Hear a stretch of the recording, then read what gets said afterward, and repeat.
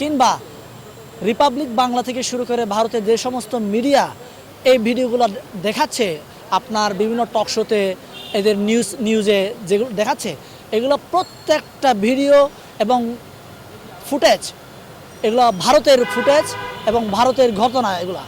এখন আমার বাংলাদেশে আপনি বলতে পারেন তাহলে কি আমার বাংলাদেশের সংখ্যালঘু নির্যাতন হয়নি? হয়েছে। এই সংখ্যালঘু বলেন, সংখ্যাগরিষ্ঠ বলেন, প্রত্যেকটা ধর্মের উপরে নির্যাতন, নিপীড়ন, ধ্বংসযজ্ঞ চালিয়েছে আওয়ামী লীগ সরকার। এটা বিগত 15 বছর চালিয়েছে। কিন্তু এই 2024 সালে এসে এই ধরনের ঘটনা আমাদের চোখে আসেনি, আমরা ঘটনা ঘটাইনি।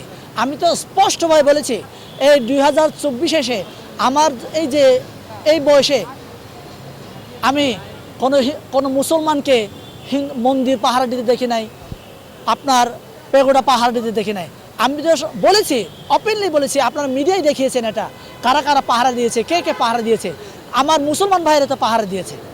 তাহলে এটাই তো উজ্জ্বল দৃষ্টান্ত আমাদের বাংলাদেশ সম্প্রীতির বাংলাদেশ। আমরা সবাই শান্তিপ্রিয়, এটাই তো একটা তাহলে এই যে ভারত যে প্রপাগান্ডা ছড়াচ্ছে, আমি বলি কি, আমাদের বাংলাদেশে কিছু 5-8 দালাল আছে না? এই 5-8 দালালগুলা ভারতে এখন বাংলাদেশে থাকতে পারছে না। ওরা এই যে বিগত 15 বছর ধরে অবৈধভাবে যে সমস্ত টাকা ইনকাম করেছে, এই সমস্ত টাকা নিয়ে ওরা ভারতে চলে গেছে। এখন ভারতের শান্তিতে বসে এখন তার ফ্যাসিস্ট হাসিনা থেকে শুরু করে তাদের আপা বলেন, ভাবি বলেন, ঠিক আছে, তাদের একে নিয়ে এরা একে সুখে শান্তিতে ওই লুটপাট করা টাকা দিয়ে এসি রুমে বসে বসে বিকাল বেলায় বের হয়ে মিডিয়াতে এসে এরা টাকা পয়সা দিয়ে এই প্রপাগান্ডা ছড়িয়ে বেড়াচ্ছে।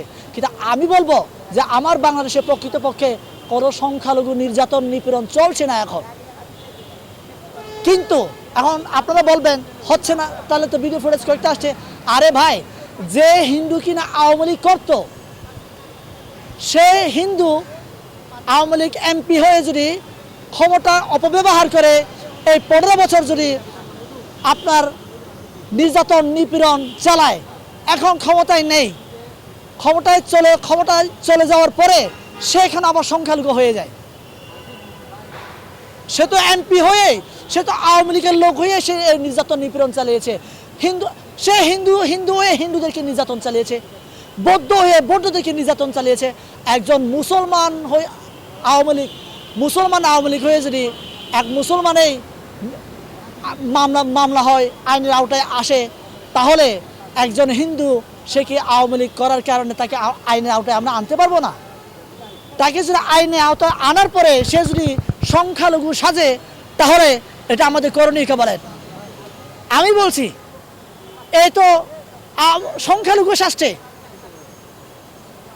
ওর বাড়ি পুরাই ফেলা হচ্ছে, আওয়ামী লীগের বাড়ি পুরাই ফেলা হচ্ছে। এখানে কে সংখ্যালঘু, কে বৌদ্ধ, কে খ্রিস্টান, কে মুসলমান, এটা কেউ দেখছে না। আওয়ামী লীগের বাড়ি মানেই তাকে আপনার শায়েস্তা করা হচ্ছে। তাহলে ভাই, এই ধরনের বিচ্ছিন্ন ঘটনাগুলোকে নিয়ে এরা বলছে নিরীহ সংখ্যালঘুদেরকে নির্যাতন, নিপীড়ন চালাচ্ছে। আমি আপনাদেরকে বলি, যে সমস্ত হিন্দু ভাইরা ভারত